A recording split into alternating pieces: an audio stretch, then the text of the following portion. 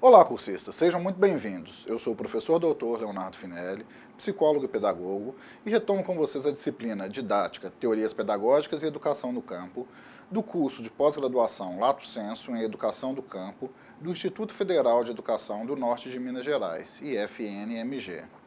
Para fechar nossa disciplina, eu trago o artigo A Construção do Projeto Político-Pedagógico das Escolas do Campo, uma contribuição ao tema.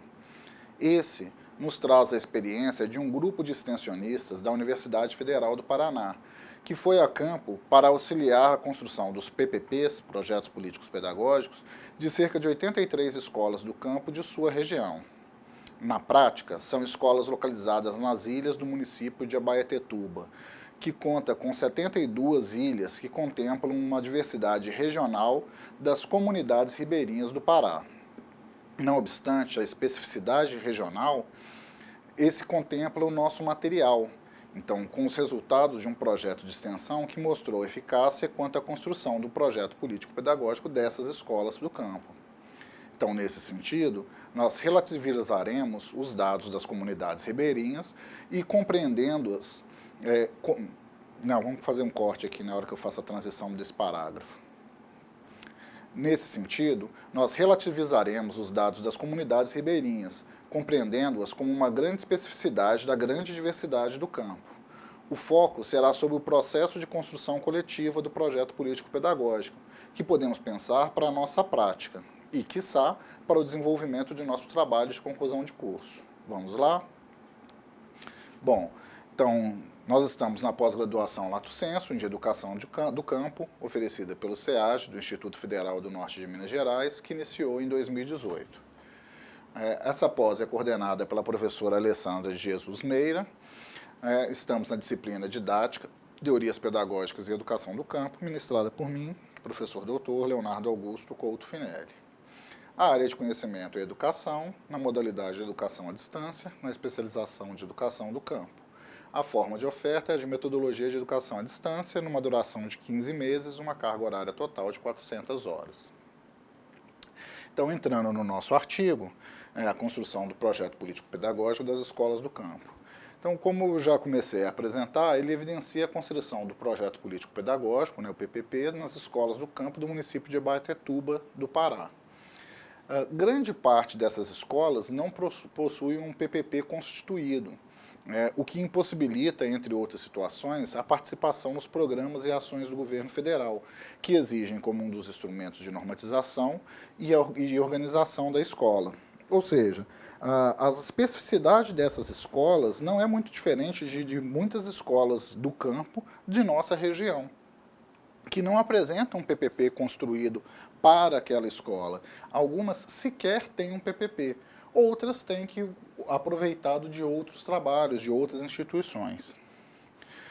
O PPP é uma exigência legal, ele está previsto na LDB, e também é um marco regulatório dentro do sistema de ensino. Ele é um dos documentos exigidos pelos conselhos de educação para o ato de autorização de uma escola. Então, a gente precisa do PPP para a escola funcionar. Mais do que a sua exigência regulatória para o sistema educacional, sua importância se expande para o desenvolvimento de um trabalho educativo planejado e participativo, de responsabilidade compartilhada e de uma escola com clareza político-pedagógica da sua função social na comunidade. Ou seja, mais do que um simples ofício burocrático, é importante a gente entender o PPP como um documento que regulamenta o funcionamento dessa escola, não só do ponto de vista burocrático, político-pedagógico, mas também do ponto de vista da responsabilidade dessa instituição em termos da clareza do que ela tem a oferecer para a comunidade na qual ela se instala. Então, todos precisam participar da vida escolar, em suas múltiplas dimensões. Quando a gente fala do PPP, a gente está falando de uma dimensão social, de uma dimensão administrativa e de uma dimensão político-pedagógica. Todas as ações que são pensadas para uma escola devem estar previstas ou devem ser minimamente contempladas como possibilidades dentro do projeto político-pedagógico, que é o ato que regulamenta o funcionamento dessa escola. Nesse sentido, o PPP constitui-se uma aprendizagem necessária a ser experienciada por toda a comunidade escolar, pois é uma oportunidade de refletir sobre a intencionalidade de sua prática educativa. Vejam que na hora que a gente pensa na estruturação de um PPP, eu tenho que pensar nessa lógica de uma comunidade escolar, né, com a participação de todos, onde envolve, então, diretor, equipe de professores, representação dos alunos, representantes da comunidade, representação dos funcionários, de modo a compreender a especificidade da instituição e a que essa instituição se propõe. Então, por meio do PPP, se intenciona um trabalho pedagógico assumido com base nos seguintes pressupostos. Democratização do processo de planejamento. Quando a gente faz esse planejamento de maneira coletiva por toda essa equipe, a gente está promovendo essa democratização. Melhoria da qualidade social de ensino. Quando o ensino ele é pensado a partir de um PPP estruturado para a escola, a gente tem a possibilidade de oferecer conteúdos, de pensar em materiais didáticos, de pensar em uma formação regionalizada, que vai para além da documentação oficial que estabelece metas a serem alcançadas. A prática educativa alimentada pelas experiências socioculturais que estão na comunidade, como eu trouxe, a ideia de trazer a comunidade para dentro da escola, de reconhecer, como a gente já discutiu nas aulas anteriores, as especificidades da cultura local como um elemento fundamental para a emancipação desses alunos. Avaliação institucional contínua da escola. Então, o PPP, apesar de ser um documento, ele pode ser reestruturado, ele precisa ser repensado de modo a atender as especificidades da escola. Tanto no sentido de ser relido para redirecionar as ações de modo a atender o PPP, quanto ser reestruturado de modo a atender mudanças na comunidade. Qualificação e desenvolvimento do pessoal técnico-administrativo e docente. Então, quando a gente pensa nesse documento como um documento vivo, que é produzido e que é utilizado por essa comunidade acadêmica, a gente tem a possibilidade de repensar a qualificação desse pessoal que está trabalhando na instituição. Agilização das atividades administrativo-pedagógicas. A partir do momento que eu tenho uma clareza de aonde eu quero chegar, fica muito mais fácil de realizar esse trabalho. E efetividade do cumprimento dos fins da escola, no sentido de atender às demandas da comunidade. Então, para sua efetivação enquanto construção coletiva, é necessário dar voz a todos os agentes e atores da escola, de modo a dirimir as problemáticas interpessoais que existem ou que podem existir entre essas pessoas e acolhendo as demandas da comunidade. Ações de organização do trabalho então, pedagógico. Como organizar esse PPP? O planejamento didático deve se dar durante todo o ano letivo.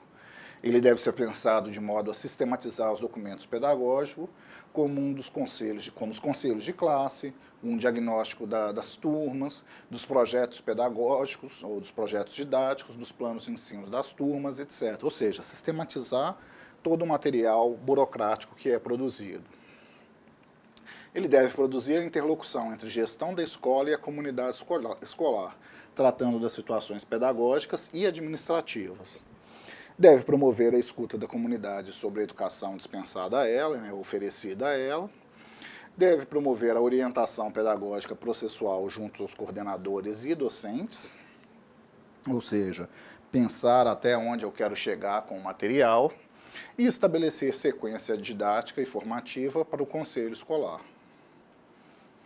Então, na implementação do PPP, do presente trabalho, nessa experiência do Pará, dos extensionistas do Pará, foi considerado o diálogo, para que os sujeitos visualizassem a participação efetiva da comunidade escolar na construção do projeto pedagógico e do currículo. Foi considerada a valorização da comunidade escolar e seus pontos de vista, no sentido de que os sujeitos constroem conhecimentos e encaminham soluções, as próprias dificuldades que eles esbarram, eles acabam encontrando novos caminhos, novas soluções, que não são necessariamente as prontas ou as prévias que foram apresentadas e que podem ser mais adequadas para a especificidade daquela comunidade. E foi considerada também as tessituras de construção e sistematização do projeto, onde a construção foi evidenciada por todos, tanto durante o processo quanto ao final dele. Para essa execução, então, realizou-se um plano de ação com 4 encontros formativos juntos aos gestores e professores. Então, essa foi a experiência dos produtores desse artigo, né, do grupo de extensão que trabalhou com essa capacitação. Então, nesses encontros, foram pensados, foram discutidos a importância do PPP para a prática educativa, foi discutido o sentido da escola no campo e do campo, foi discutido o valor das aprendizagens pelo coletivo da escola, então não é só pensar na aprendizagem do aluno, mas em todos os membros participativos da escola, porque a gente aprende com os alunos, assim como os alunos aprendem com os docentes. Foi discutido um passo a passo da construção do PPP, acho que aqui eles gastaram boa parte do tempo, no sentido de operacionalizar essa construção, e foi discutida a participação da comunidade educativa como exercício de cidadão, entre outros elementos que foram discutidos nesses encontros. A ação formativa, então, acentuou a importância dos saberes e da sociodiversidade do campo, de modo a reconhecer essa diversidade de professores, alunos, gestores, diretores, etc., como um elemento fundamental para o desenvolvimento desse documento, desse projeto político-pedagógico, assim como para o desenvolvimento do bom funcionamento da escola. Então, por outro lado, evidenciou-se a dificuldade na elaboração do PPP.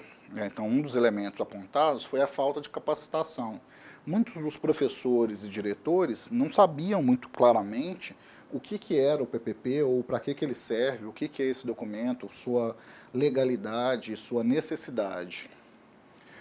Eles acusaram também, apontaram também a carência de acompanhamento técnico-pedagógico. Como a gente está falando na especificidade desse artigo de comunidades ribeirinhas, de diversas ilhas, há uma questão de deslocamento, de mobilidade e de regionalidade ali, muito pontual para essas localidades, que algumas vezes são muito pequenas, em que não chega direito informação de um técnico, ou de um técnico escolar, de um pedagogo, etc., para auxiliá-los nessa elaboração.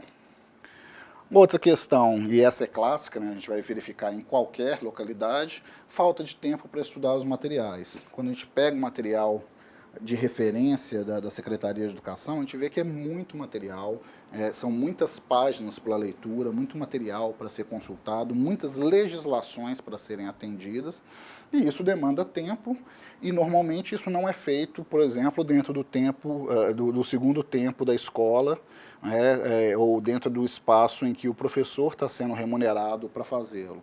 Lembro que o diretor ele tem uma carga horária, que ele cumpre atividades administrativas na escola. O professor, a maior parte das vezes, não tem essa atividade, no máximo, parte do tempo é relocado para o que a gente chama de segundo módulo, para reuniões pedagógicas, e não dá tempo de estudar todo o material só nessas reuniões, elas deveriam ser muito mais deliberativas.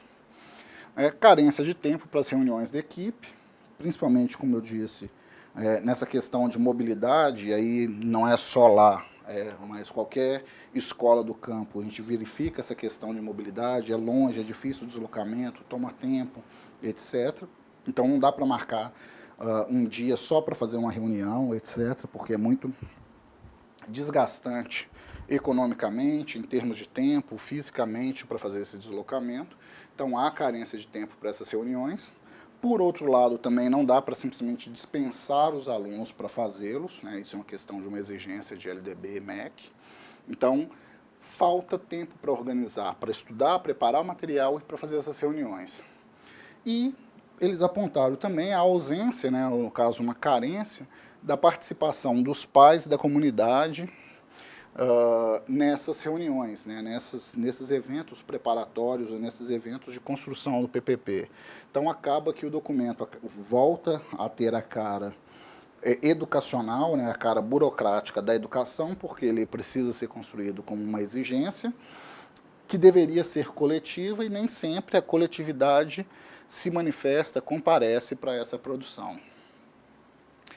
Então, a ideia central que os autores nos trazem é que leva a pensar na formação continuada e até mesmo a reflexão acerca da importância do PPP para o contexto escolar, que ainda é algo a ser discutido, visto que acaba se pegando material pronto ou semi-pronto para fazer pequenos ajustes para utilizar na escola, o que não é o ideal. Atende a uma demanda por um lado, mas não é o ideal por outro, no sentido de que deveria ser um documento construído por aquela coletividade. Então, para pensar a construção do PPP, é fundamental a compreensão de que todo projeto possui uma intencionalidade. A escola, ela tem uma intenção, como a gente já começou a discutir na disciplina, há uma lógica de tendência pedagógica que nós temos que atentar, que nós temos que pensar nessa tendência tanto em termos da escola, quanto em termos dos docentes que trabalham nessa escola, que precisam alinhar esses discursos, que precisam alinhar essas tendências, no sentido de produzir, ou de pensar um trabalho de formação que seja ideal para a comunidade, que atenda os anseios da comunidade, mas que também atenda a demanda dos professores. Precisamos também refletir sobre o papel político-pedagógico da escola, o que implica em reconhecer a educação como um ato político, ou reforçar a ideologia dominante ou desvelar os mecanismos de dominação. Então, quando a gente fala dessa intencionalidade, é preciso a gente reconhecer que a escola está lá não só para alfabetizar, ensinar a ler e escrever, mas que o processo educacional ele é um ato político no sentido de promoção dessa emancipação do indivíduo. 3 características são necessárias ao PPP, então a antecipação do futuro, pensando que o documento está sendo produzido agora para uma educação que virá e para uma construção social, para a construção de uma sociedade que virá. Tem que considerar uma dimensão utópica, daquilo que a gente deseja, nem tudo vai ser alcançado, nem tudo vai ser ideal do jeito que se deseja, mas fazer um planejamento é isso, é organizar em termos daquilo que a gente deseja. E pensar numa prática social coletiva, de modo que a gente promova efetivamente, com a educação do campo, a emancipação dos indivíduos, a autonomia, o empoderamento desses indivíduos. E não apenas pensar numa oferta de algo que é dado, que é jogado, que é oferecido para eles, em termos de uma política pública maior que mantém esse poder de dominação sobre os indivíduos do campo. A relação dialética entre o instituído e o instituinte. Então, isso precisa ser pensado também quando se organiza um PPP. O que a gente deseja em termos de emancipação desses indivíduos? Ou o que a gente deseja de manter no sentido de sustentar ou de reforçar esse processo de dominação desses instituídos ou desses instituintes. Então, a elaboração do PPP se orienta à prática efetiva da escola. Então, a gente vai pensar em como organizar o funcionamento dessa escola. Outro elemento importante é que a educação é perpassada por valores. Se a gente fala da escola tem uma intencionalidade, é porque a educação ela é perpassada por valores. O modo como o gestor e o educador se posicionam diante da realidade, como participam da história, como concebem o saber, a relação que estabelecem com os alunos e com a própria comunidade escolar, reflete saberes, reflete culturas, reflete valores adquiridos ao longo de sua história de vida. Quando a gente começou a discutir lá atrás de tendência pedagógica, é desse elemento que eu estou falando, são desses valores que eu estou falando, de que tipo de proposta ou que tipo de tendência que a escola adota, que tipo de tendência que os professores que nela atuam também adotam.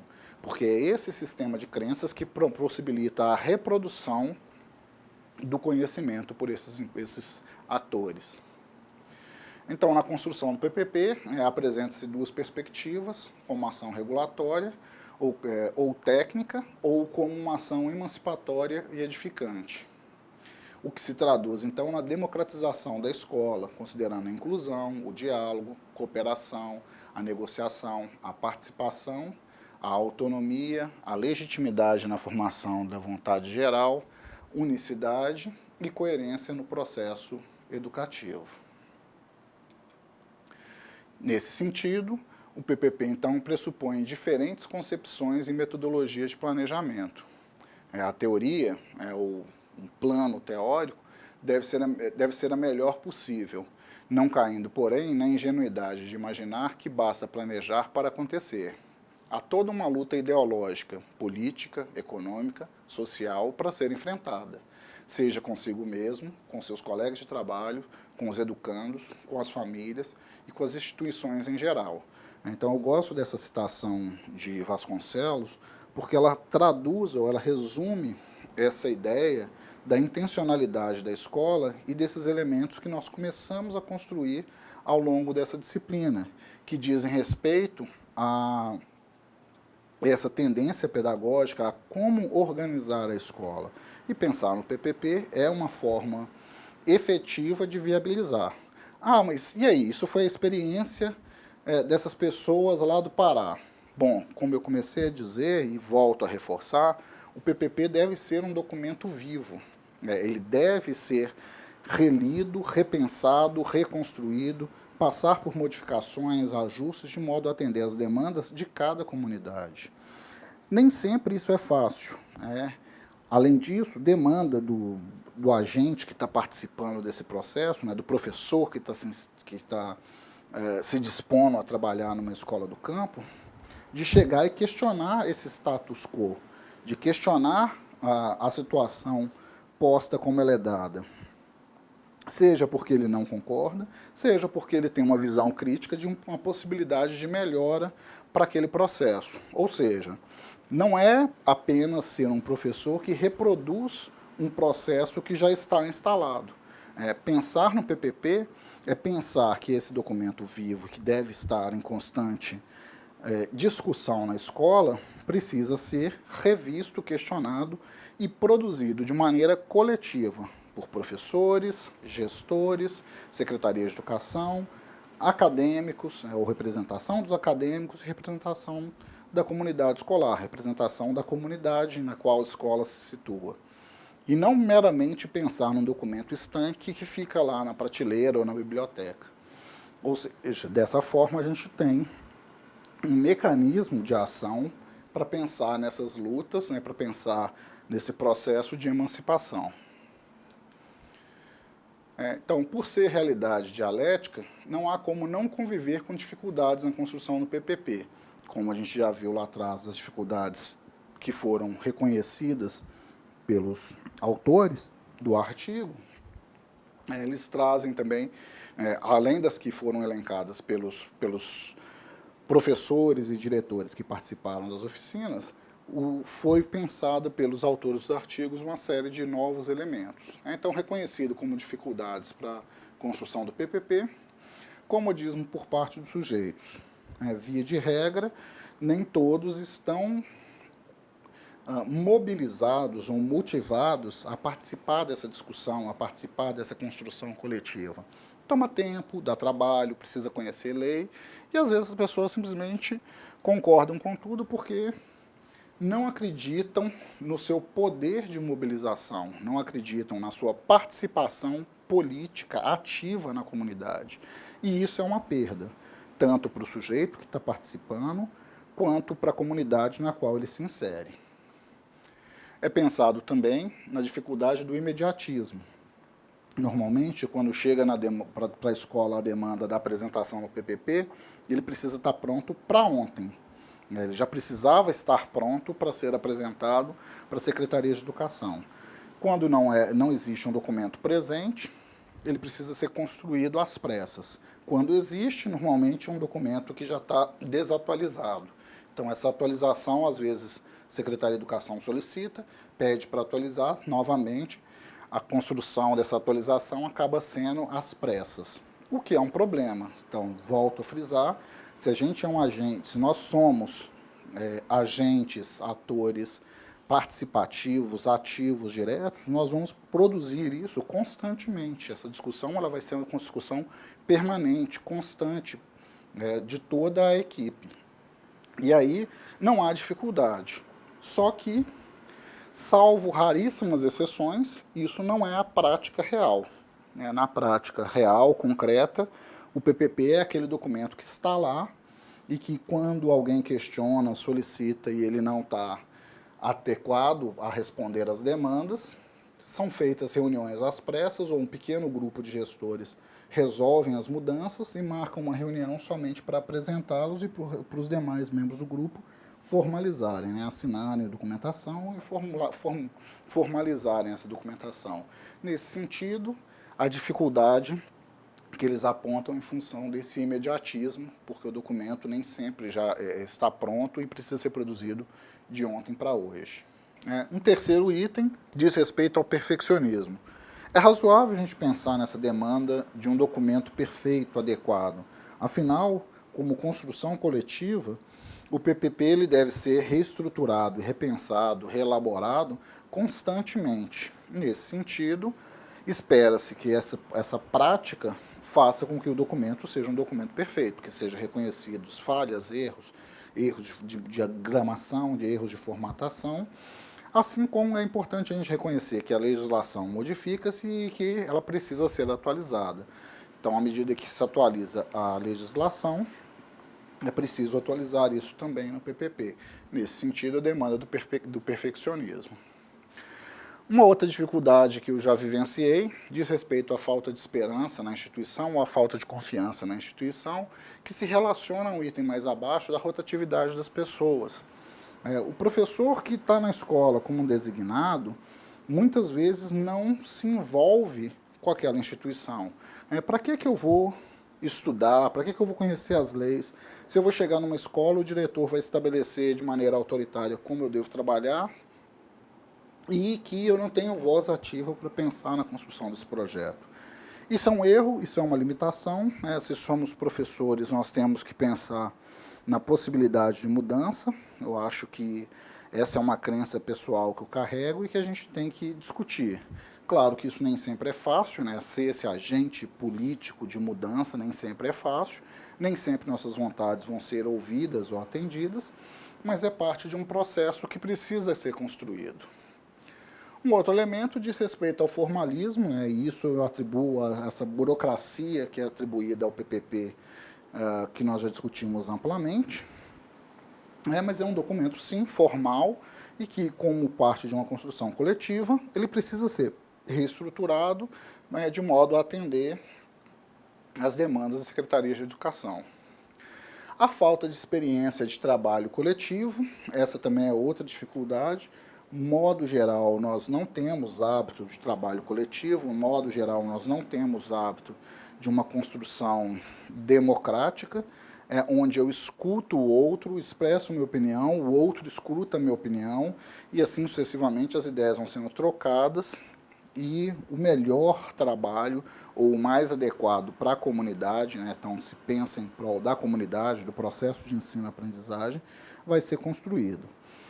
Nesse sentido, não é incomum as dificuldades do grupo trabalhar, produzir e, eventualmente, um gestor, diretor, membro de Secretaria de Educação, etc., delegado de Educação, chega e fala, não pode ser assim.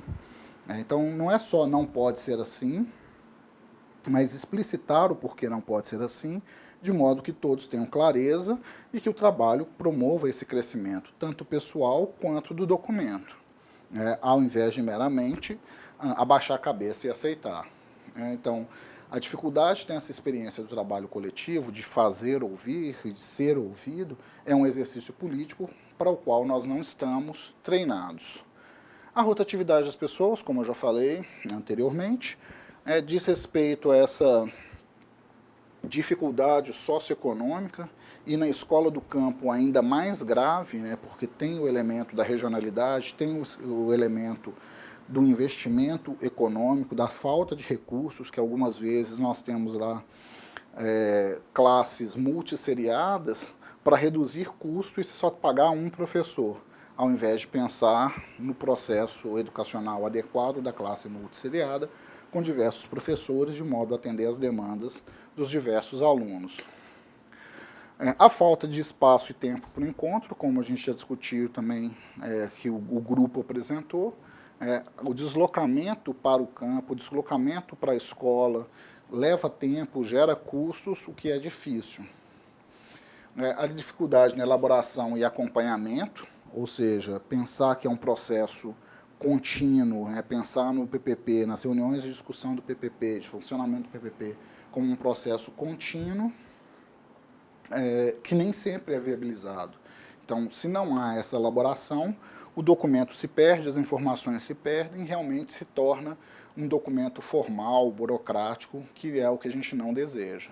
E, por fim, a falta de exercício democrático na escola, como a gente já discutiu na ideia ali da experiência coletiva de trabalho, a falta desse exercício democrático, às vezes, é um problema. A gente, às vezes, tem gestores, membros de delegacia de educação, que são bastante autoritários, que fazem valer a sua vontade, o que é um problema desse exercício democrático.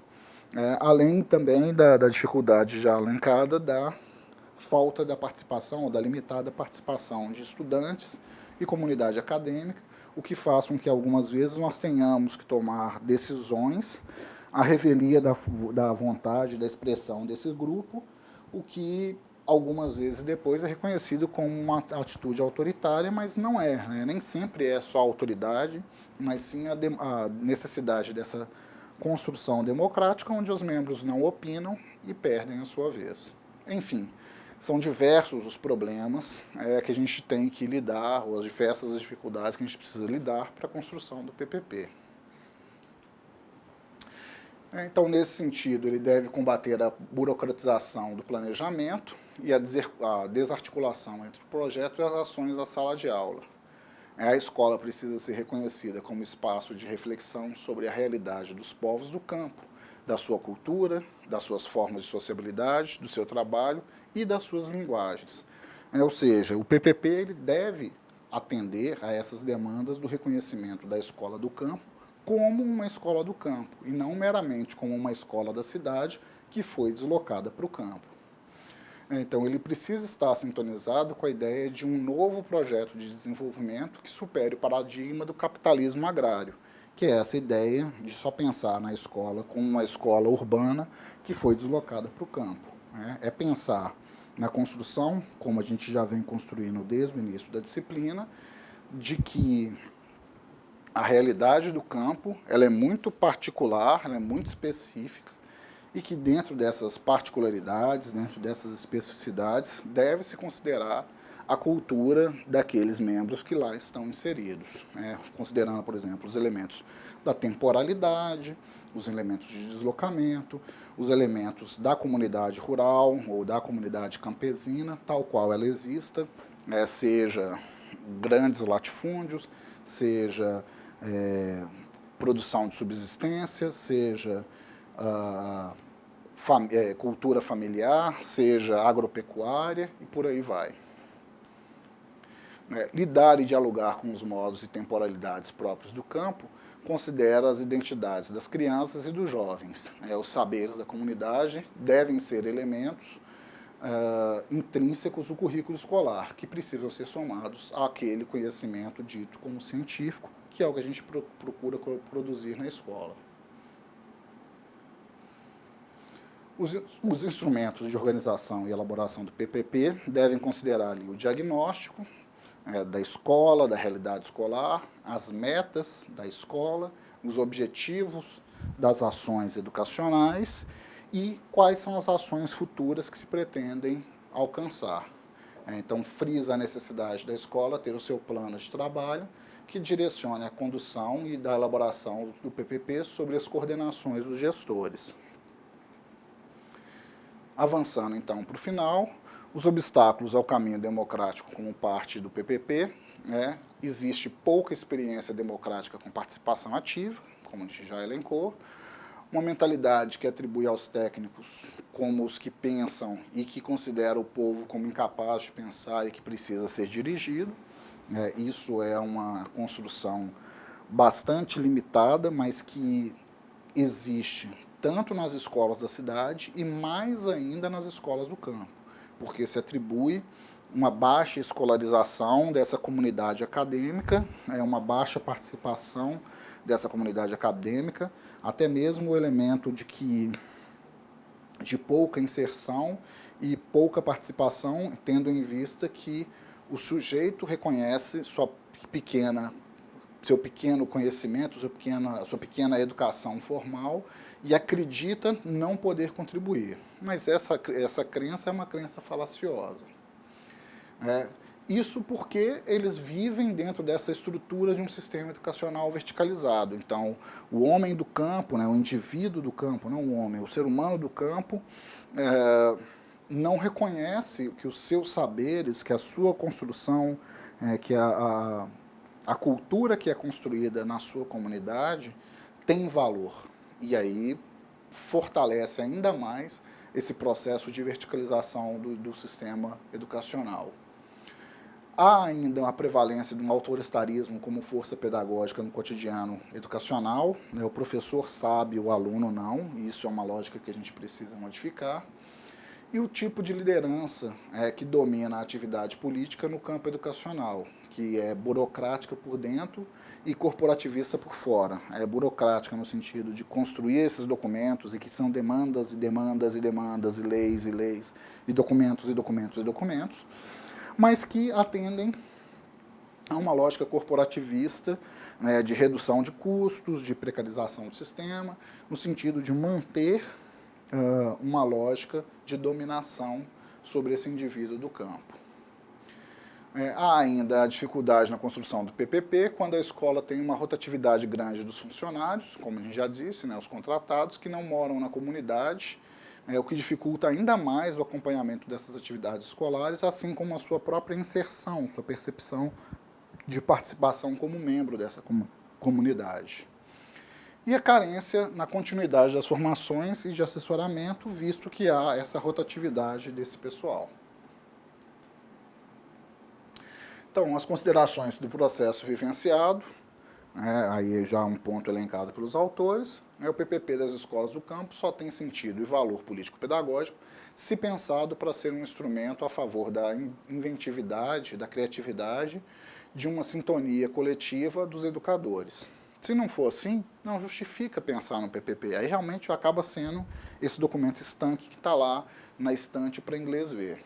Então a produção desse PPP com uma construção coletiva deve inspirar outras formas dinâmicas de organização ou novas formas dinâmicas de organização e funcionamento democrático das classes multisseriadas e não simplesmente pautar na exclusão, que é uma discussão que nós já tivemos lá atrás com um outro artigo que a autora discute a ideia das classes multisseriadas a partir de um modelo espanhol de alta eficiência, de alto investimento e alto processo de aprendizado, e não como é o que a gente tem na maior parte das vezes aqui no Brasil, que é uma classe multisseriada em função da precarização, poucos alunos, agrupa e diminui custos com professores.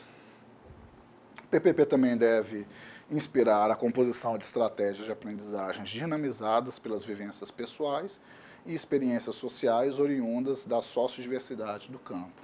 Então, reconhecer que existe uma cultura do campo que precisa ser reconhecida, valorizada, no sentido de construir esse documento, não só a partir da percepção e visão dos gestores, dos professores, educadores, de secretaria de educação, mas também dos alunos, pais e comunidade escolar.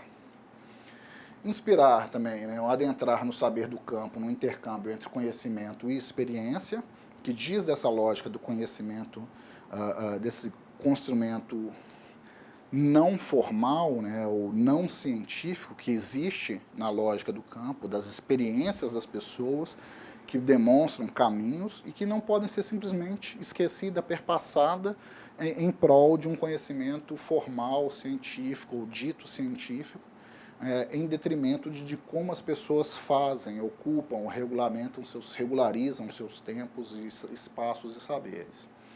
E, por fim, deve inspirar um saber sobre o direito de ter escola do campo, próximo às residências dos estudantes, e que essa escola do campo tem um calendário que precisa ser diferenciado com adequação às fases do ciclo agrícola e às condições climáticas, Em especial no artigo fala lá ainda do deslocamento nos rios, mas pensando na nossa realidade, talvez isso seja um elemento menos significativo, mas em termos das condições dos ciclos agrícolas, dos ciclos pecuários, das condições climáticas, em termos do trabalho infantil, em termos da participação dessas crianças e adolescentes dentro da comunidade, como membros ativos dessas comunidades.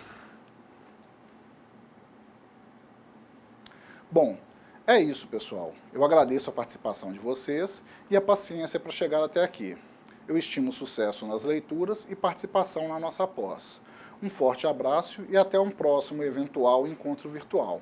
Bons estudos e um grande sucesso para vocês.